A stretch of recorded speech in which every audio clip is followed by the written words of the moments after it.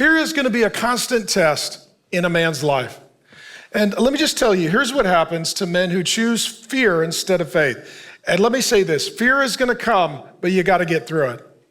If you don't get through it, you're not going to arrive at the destiny that God has for you. Here's what happens to men who really live their life by fear. Number one, they are experts in excuse making. Every time, why aren't you doing that? Well, here's the reasons. Why aren't you trying that? Well, here's all the reasons. Why are you not active here? Well, here's all the reasons. Men who have fear, they don't make plans, they make excuses. Men who have faith, they make plans to overcome their fear. Men who choose fear, they make excuses and live in their fear. And oftentimes their excuses are accurate, but you find a way through them. You've got to figure it out. For each of these, it's probably true. His family is small. He's the runt of the litter. He's not a professionally trained soldier. His family is going to attack him if he tears down their stronghold. All of that is true, but they're not excuses, they're obstacles. Obstacles have to be overcome. They can't be turned into excuses. Number two, if a man lives in fear, tell me if this is true, he retreats. He withdraws.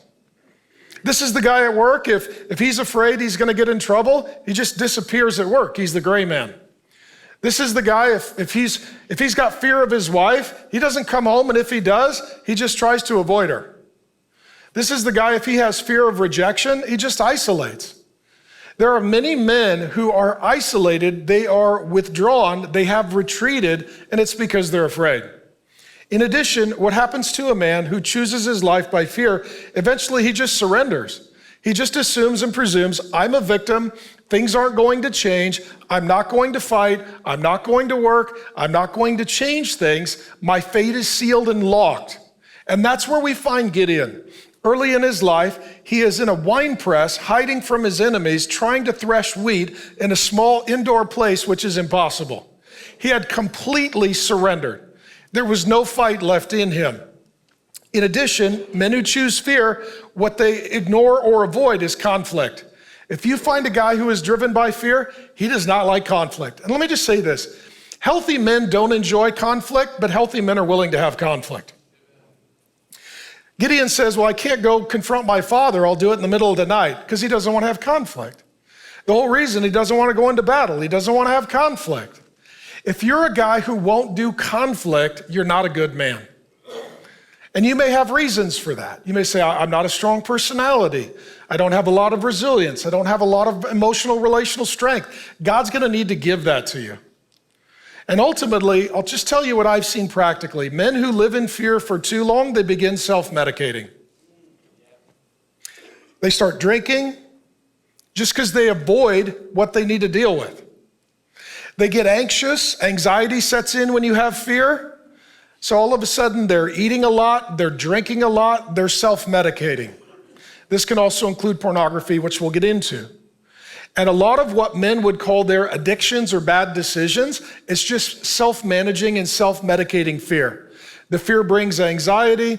The anxiety then causes them to want to do something to self-soothe and to reduce their anxiety. So it's sex or food or drugs or alcohol. And guys who choose fear, eventually they're self-medicating. And what happens eventually is they're self-destructing. All of us are going to have these repeated series of fear tests in our life. And sometimes, guys, it's just fear of the unknown or something you've never done. This is why, as men get older, we tend not to pick up new habits or opportunities, because the older you get, the less you want to fail. And at the end of the day, if you don't want to fail, you just say, well, I'm not going to try anything new. But when you go to get married, there's a lot of fear there. You've never been a husband. Your wife gets pregnant. You've never been a father. There can be fear there. Your kids are starting to get older, and you're like, how do we launch them and help them navigate this weird world in which we live? There can be anxiety there. Your kids go off to college. Now they're not under your roof. There could be fear there. You've never not been there for them. Then your kids fall in love and they want to get married. You're like, I've never married a kid. Now they're pregnant. Now you're a grandfather. Every season of life, it has different opportunities and obstacles for maturity and growth. Every one of those can be an opportunity for fear. I've never been unemployed before. I've never had to go find a new career. When those fear moments come, and they're going to come for every man, in those moments, you've got to stop, you've got to pray, you've got to spend time with the Lord, you got to seek the face of God, and you've got to get through your fear, because on the other side of your fear is your destiny.